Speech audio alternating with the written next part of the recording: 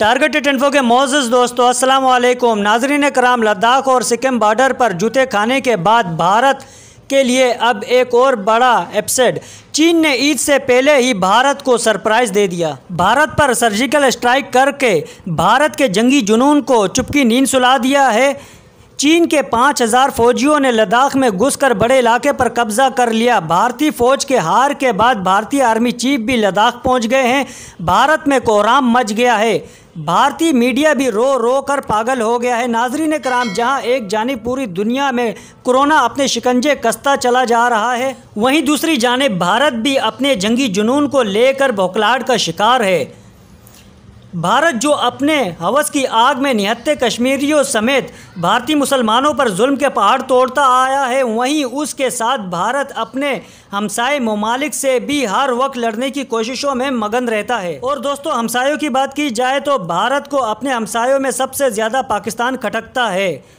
यही वजह है कि पाकिस्तान पर अपनी नफ़रत की आग निकालने के लिए भारत मुतादिद महाज़ों पर पाकिस्तान से लड़ चुका है। अफसोस के साथ इसको हर महाज पर पाकिस्तान के हाथों मुंह की खानी पड़ी है। लेकिन पाकिस्तान के साथ ही भारत को अब दूसरा हमसाया चीन भी एक नज़र नहीं भाता। चीन और भारत माजी में कई मरतबा आमने सामने आ चुके हैं, लेकिन अब कोरोना वायरस की आड़ में भारत ने जहां पाकिस्तान पर चढ़ाई की मंसूबाबंदी कर रखी है, वहीं दूसरी जानिब इसने चीन पर धावा बोलने का स्याह मंसूबा भी बना रखा है। लेकिन भारत के इन मजमून अज़ाइम के जवाब में उसको चीन के हाथों ऐसा तमाचा पड़ा जिसने उसे हिलाकर रख दिया है। जी हाँ नाज़रीन कराम, मई के महीने के दौरान ही भारत ने चीन में दरअंदाजी की मुतादिद मरतबा कोशिश की, जिसके बाद चीन ने भी अपनी तोपों का मुँह भारत की जानिब कर दिए थे।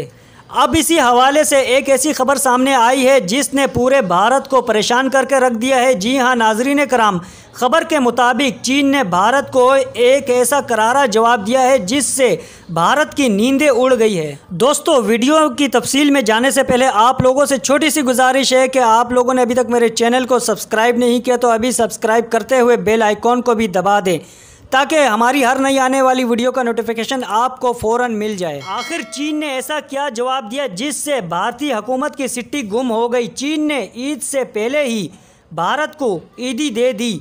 नाज़रीन कराम, कोरोना वायरस पूरी दुनिया में अपनी तबाही के नए रिकॉर्ड कायम कर चुका है और दुनिया का कोई ऐसा मुल्क नहीं जहां कोरोना ने अपनी तबाही के असरात मुरतब ना किए हों। लेकिन दुनिया में कोरोना के इस वसी जाल के बावजूद जहां सब ममालिक इससे लड़ने में मसरूफ़ हैं, वहीं कुछ ममालिक ऐसे भी हैं जो इस सूरत हाल में अपना सिक्का चमकाने में लगे हुए हैं।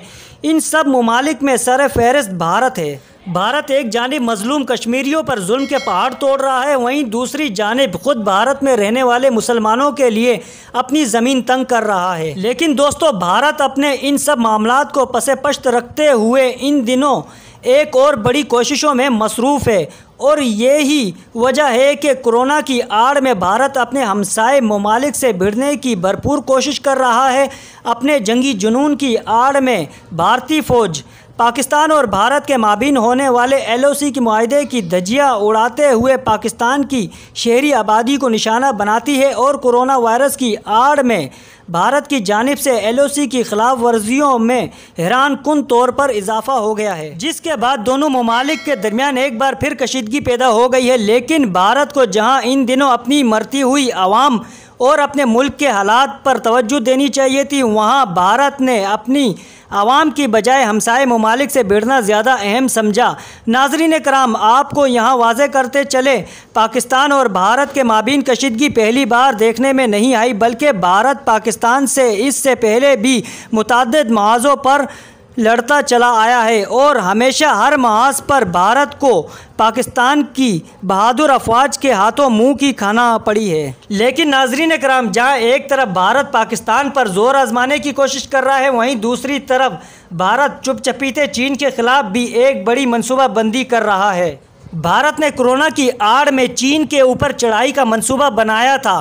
भारत ये सोच लिए बैठा था कि चीन जहां अपने मुल्क में कोरोना से लड़ने में मसरूफ़ है तो ये अच्छा मौका है चीन में घुसकर उसको हैरान किया जाए। इस मंसूबे पर अमल करते हुए भारतीय फ़ौज ने रात के अंधेरे में चीनी फ़ौज पर चढ़ाई की कोशिश की, लेकिन जो भारतीय फ़ौज चीन की मदहोशी का गुमान लिए बैठी थी उसे चीन में दाखिल होते ही एक बड़े तूफान का सामना करना पड़ गया। 5 मई को भारतीय फ़ौज लद्दाख बॉर्डर पर चीनी हदूद में दरअंदाजी की कोशिश की, जिसके बाद चीन ने भारत के इस इक़दाम पर सख्त एक्शन लेते हुए भारत को क्लीन बोल्ड कर दिया। और ख़बरों के मुताबिक चीन ने भारतीय फ़ौज का मुकम्मल घेराव करके इनको ऐसा सबक सिखाया जिस पर भारतीय फ़ौज के एहलकारों ने दुम दबाकर भागना शुरू कर दिया। ज़राए के मुताबिक इस झड़प के दौरान चीन के कुछ फ़ौजी ज़ख्मी भी हुए, जबकि भारत के 150 से ज़ायद फ़ौजी ज़ख्मी हुए और मुतादिद फ़ौजियों के लिए ये उनकी आखिरी जंग साबित हुई। लेकिन भारत चीन के हाथों अपनी इस पिटाई के बाद भी बाज नहीं आया और इस वाक़े के कुछ रोज़ बाद ही भारत ने एक बार फिर से सिक्किम बॉर्डर पर चीन में दरअंदाजी की कोशिश की। लेकिन चीन, जो कि पहले ही भारत के मज़मून अज़ाइम से वाकिफ़ हो चुका था, इसने भारत को एक बार फिर करारा जवाब दिया। ज़राए के मुताबिक झड़प के दौरान भी भारत को काफ़ी नुकसान उठाना पड़ा, जबकि भारत का मीडिया इन दोनों झड़पों के हवाले से झूठ बोलता रहा कि भारत के बस चंद फ़ौजी ज़ख्मी हुए, जबकि हकीकत बिल्कुल इसके बरक्स थी। इन दोनों झड़पों के बाद दोनों ममालिक के माबीन कशीदगी मज़ीद बढ़ गई और चीन ने भारत के मुमकिना दरअंदाजी पर बॉर्डर के करीब बड़ी तादाद में हथियारों की नकल व हरकत शुरू कर दी।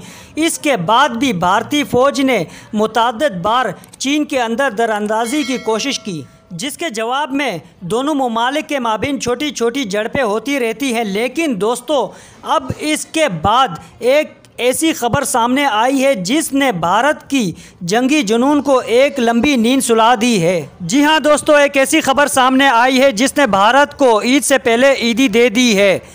खबर के मुताबिक चीन ने भारत को एक बड़ा सरप्राइज़ दिया है। ज़राए का कहना है कि चीन ने जुर्रत और बहादुरी का मुजाहरा करते हुए लद्दाख के इलाके में भारत पर चढ़ाई कर ली है। जी हाँ नाजरीन, चीन के 5000 फ़ौजियों ने लद्दाख में 5 किलोमीटर के इलाके तक अपने कदम जमा लिए हैं। आपको बताते चले कि चीन ने लद्दाख में भारत के 5 अहम मकामात पर कब्ज़ा कर लिया है, जिनमें 4 मकामात गोल्दान रिवर के अंदर है, जबकि एक मकाम पनगोन रिवर लेक के करीब है। लेकिन चीन के इस जुर्रतमंदाना इक़दाम के बाद अभी तक ये वाज़ेह नहीं हो सका है कि क्या चीन इस इलाके को भारत को वापस करेगा या नहीं। लेकिन खबरों के मुताबिक चीनी अफवाज के लद्दाख में दाखिल होते ही दोनों अफवाज के माबेन एक बड़ी झड़प देखने को मिली है और ज़राए के मुताबिक इस झड़प में भारतीय अफवाज के 80 से ज़ायद एहलकार ज़ख्मी हो चुके हैं, जो कि इस वक्त अस्पताल में ज़ेर इलाज है। लेकिन अपनी इस शिकस्त के हवाले से भारतीय मीडिया चुप रहने के लिए गौमूत्र पिए हुए हैं। दोस्तों, अब दोनों मुल्कों के दरमियान हालात इस कदर कशीदा हो चुके हैं जिसका अंदाज़ा इस बात से लगाया जा सकता है कि लद्दाख में चीनी अफवाज की पेशकदमी के बाद भारतीय आर्मी चीफ भी खुद फौरी तौर पर लद्दाख पहुंच गए हैं, जबकि भारतीय मीडिया इस हवाले से ये दावा कर रहा है कि भारतीय आर्मी चीफ का ये दौरा चीन के साथ जारी कशीदगी में अपने फ़ौजियों का हौसला बढ़ाने के लिए था। अब इस तमाम सूरत हाल के बाद भारत इस कदर बौखला गया है क्योंकि वो समझ नहीं पा रहा है कि आखिर इसे इन हालात में क्या करना चाहिए, क्योंकि चीन ने भारत को एकदम ऐसा दबोचा है जिसने भारत की नींदें उड़ा दी है कि इसी हवाले से भारत का मीडिया भी पागल हो गया है। और भारत ने इसी जंगी जुनून के बायस 5 और 9 मई को भी पाकिस्तान से जोर आजमाई की कोशिश की। लेकिन दोस्तों, चीन की भारत पर इस कार्रवाई ने हमें एक बार फिर जनरल परवेज़ मुशर्रफ की याद दिला दी है। जनरल परवेज़ मुशर्रफ ने आज से 21 साल पहले 28 मार्च 1999 को कारगिल में 11 किलोमीटर के इलाके तक दाखिल हो गए थे। लेकिन जनरल परवेज़ मुशर्रफ महज दाखिल ही नहीं हुए थे बल्कि पूरी रात वहां गुजार कर आए थे। इस हवाले से बरखा दत्त ने अपनी किताब में लिखा है कि कारगिल में पाकिस्तान की फ़ौज ने भारतीय फ़ौज को गले से पकड़ लिया था, लेकिन अगर तब पाकिस्तान के वजीर आज़म क्लिंटन से ना मिलते तो भारत को कारगिल के बड़े हिस्से से हाथ धोना पड़ जाना था। और चीन की इस कार्रवाई के बाद भारत भी ज़रूर इसका जवाब देने की कोशिश करेगा, लेकिन फ़िलहाल चीन ने भारत को इसके इलाके में बड़ा सरप्राइज़ देकर इसके जंगी जुनून की कब्र खोद दी है। इस हवाले से आगे क्या होगा, इसके लिए तो हमें कुछ देर और इंतज़ार करना पड़ेगा। उम्मीद है आप लोगों को हमारी ये वीडियो ज़रूर पसंद आई होगी। दोस्तों, वीडियो पसंद आने की सूरत में इसे लाइक करके अपने दोस्तों के साथ ज़रूर शेयर करें। फिर मिलेंगे दोस्तों अपनी अगली नई वीडियो के साथ। तब तक के लिए अल्लाह हाफिज़।